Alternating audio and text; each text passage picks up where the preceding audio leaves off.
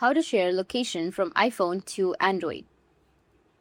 So if you want to share your location from iPhone to Android, then what you need to do is just watch this video.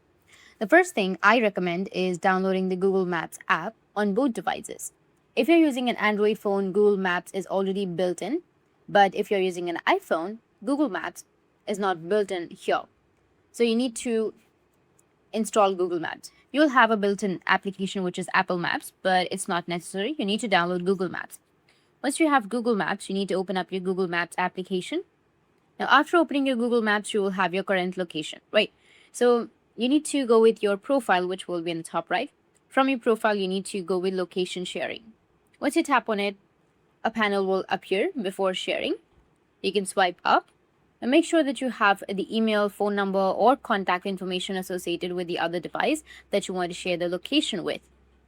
That's how Google Maps send the location.